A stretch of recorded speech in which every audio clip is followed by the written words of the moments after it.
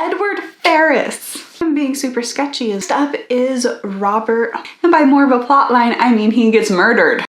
Here we are, recording a video you guys requested, which is ranking of Jane Austen's men. That is right, we need to know who is the best hero in Jane Austen's books. Is it going to be Mr. Darcy, Knightley, Bingley? Who is it?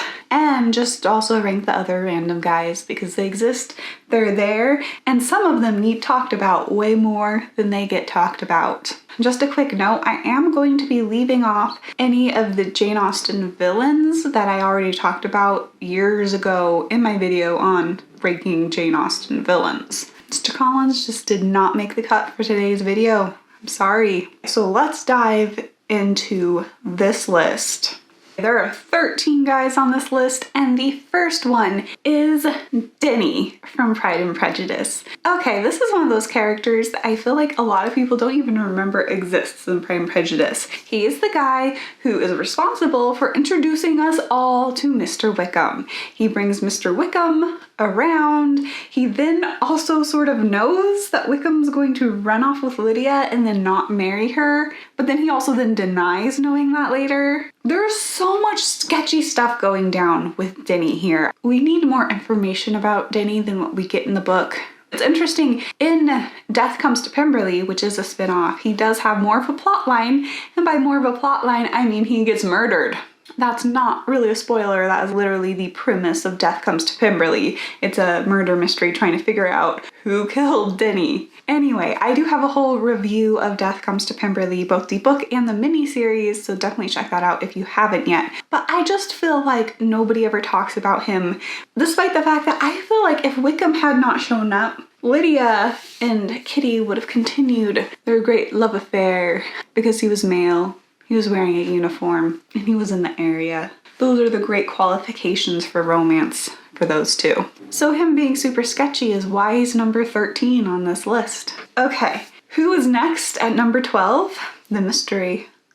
And the answer is Tom Bertram from Mansfield Park. I feel like nobody ever thinks about him as a potential love interest, except for Mary Crawford for like half a second there before she starts going after Edmund. But he just does not have a good character. You know, he's wild, he drinks way too much, he gambles. The main thing Tom Bertram has going for him is the fact that he's going to inherit Mansfield Park and he's going to become a baronet someday. Those are his great claims to fame. So it really depends on what you're looking for in a marriage. If you're looking for money and status, he might be a good guy to go for. If you're looking for a guy who'll stay sober and not squander everything you have if he possibly can get his hands on it, then you might not want to marry Tom Bertram.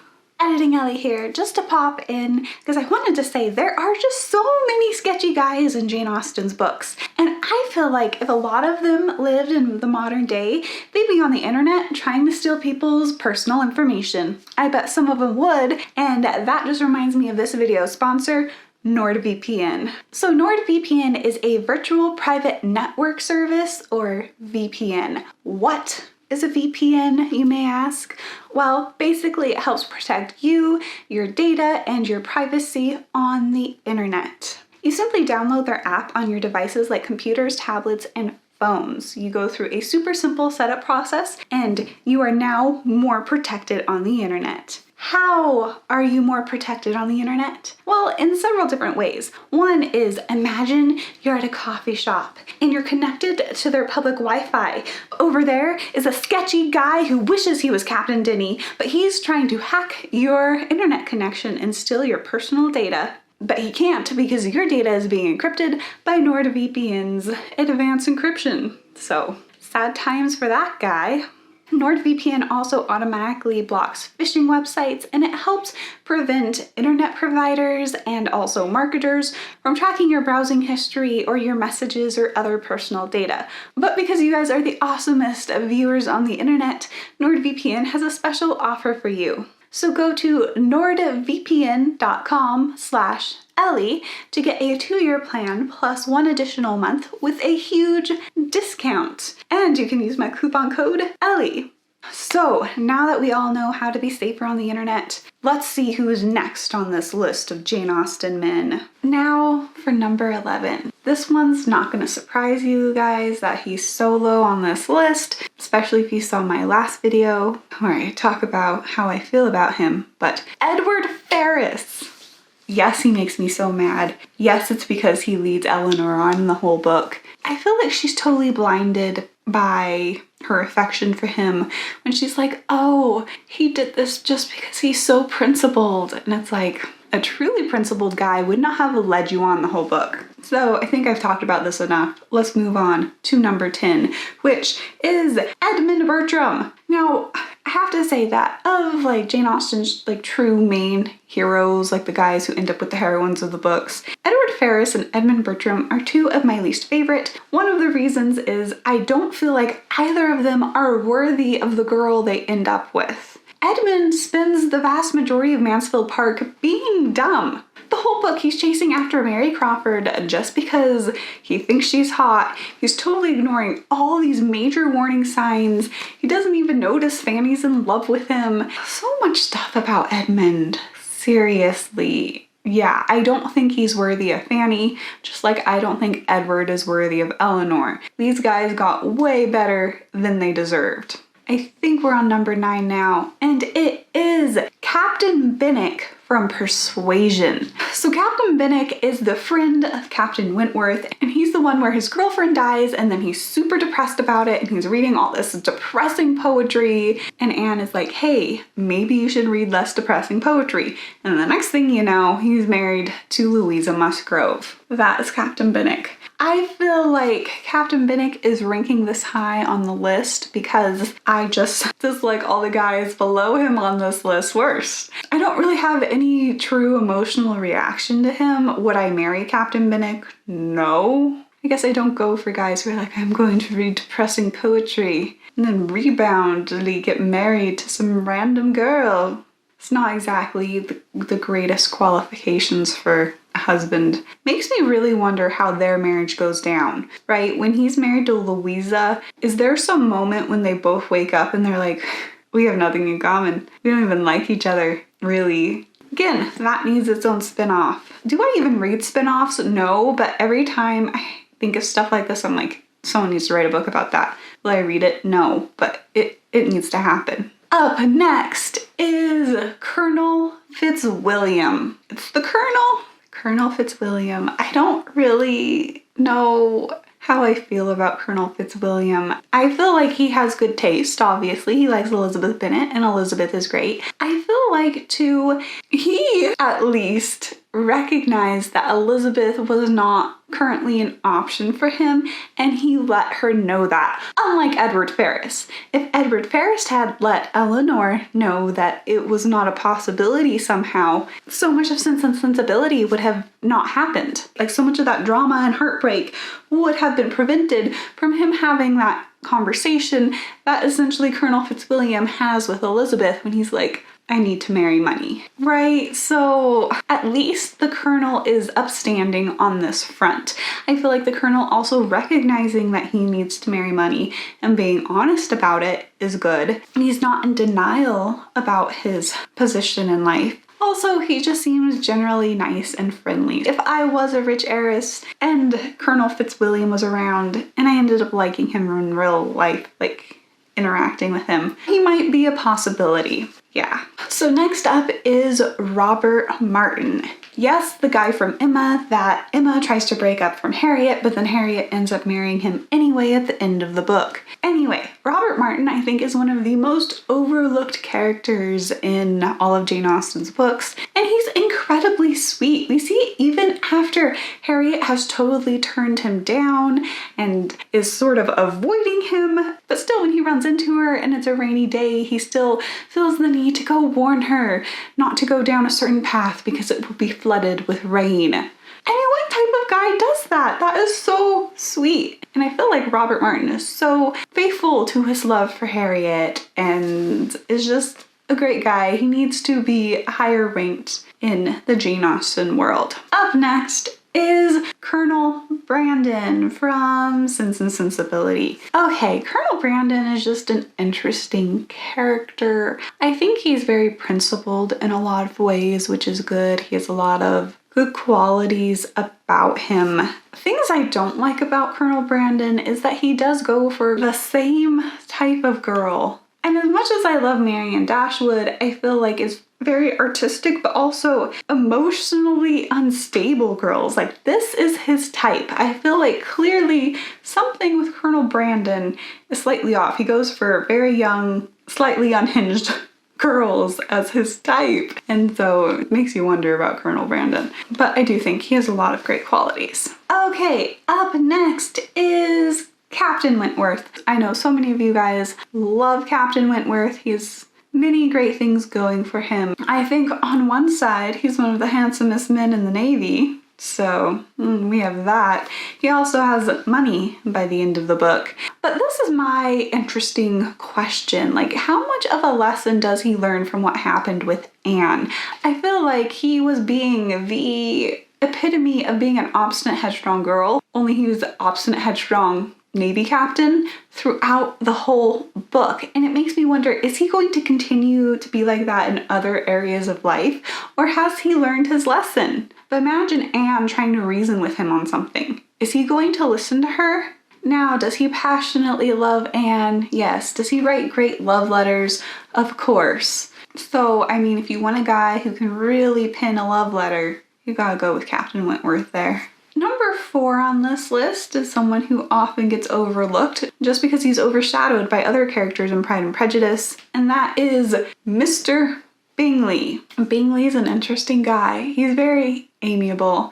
He's highly impressionable, that's for sure. The Jane-Bingley combination works specifically because they're both that way. Because they're both so people-pleasing. I think combined, they won't take advantage of each other because they'll both be trying to people please each other their whole marriage.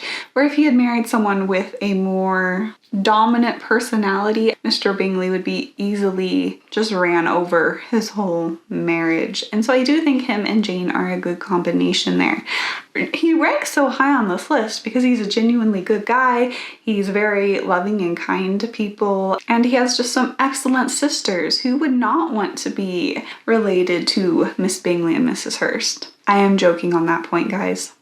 Okay, number 3 on this list. We're getting so close to number 1. Who will number 1 be? I don't think it's that much of a mystery, but I'm going to act like it is. But number 3 is Mr. Knightley from Emma. Okay, I love Mr. Knightley. He is like the definition of a gentleman. If you want to talk about morals and principles and upstanding gentlemanliness, that is Mr. Knightley. He does lecture Emma a lot. Now, I feel like he feels like he has permission to do that because he is sort of her older brother. They do have that older brother, younger sister relationship, so I think he feels responsible for her and he sees that nobody else is actually parenting her. And so he tries. Now, does that make the relationship weird when they get into a real relationship? Yeah, kind of. Honestly, it's like, you've been essentially parenting her for years and now you're gonna marry Emma? That's kind of weird, Mr. Knightley. But other than that, I love the way he looks out for Miss Bates and Jane Fairfax. I love the way he interacts with the Martins. He's just, I think, overall a great guy. So good job, Mr. Knightley. Okay, so for number 2, this was hard. I have talked before about how I struggle to pick between Mr. Darcy of Pride and Prejudice and Henry Tilney of Northanger Abbey. Now, I recently reread Northanger Abbey not that long ago, and that was the deciding factor for who is number 2. So, number 2 is Henry Tilney. Why didn't he get the number 1 spot? The reason is, while I feel like he really appreciates Catherine for her heart and for how pure and positive and guileless she is, one thing I don't feel in their relationship is respect. I don't feel like he respects Catherine as an equal. And if I was in a relationship with a guy and he viewed me that way, I don't think I could take that, right? I'd be like, don't respect me, dude. What's wrong with you? Anyway, I do feel like Henry's respect for Catherine could be improved upon. Now, when I say stuff like this in videos, I always get comments that's like, well, Catherine, you know, was super naive and maybe didn't deserve the respect. And I'm just saying, girls, every girl on the planet deserves respect. It does not matter how naive you are or whatever. Guys need to respect you. I'm just throwing this out there, letting this be made known. Anyway, I feel like Henry should respect Catherine more than he does. But other than that, I feel like Henry is, again, a good guy. He is hilarious. I love his sense of humor. I love his personality. Anyway, that is what lands Henry Tilney at number 2. Now, I did recently put out a video about how to attract Henry Tilney and stuff that's going down in Northanger Abbey that makes the Henry-Catherine relationship work out. So definitely check that out if you have not seen it yet. So now it's time for number 1. I think you guys all know who number 1 is by this point. It is Mr. Darcy. When I was making the list for this video, I was like, everyone's gonna think Mr. Darcy's number 1. I should make Mr. Darcy not number 1 and just surprise everyone. But alas, that would just not be the truth. Thereby we're here. I'm just stuck with the boring truth that Mr. Darcy's number 1 on my list. Nothing surprising or shocking.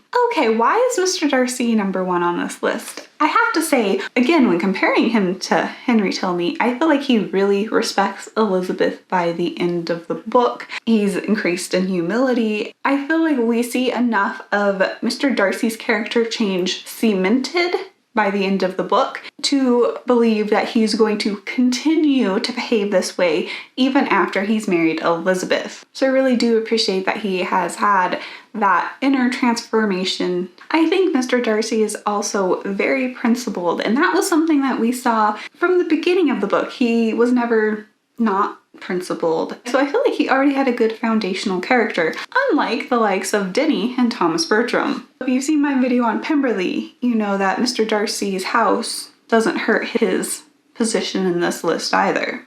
So this has been Jane Austen's Men ranked.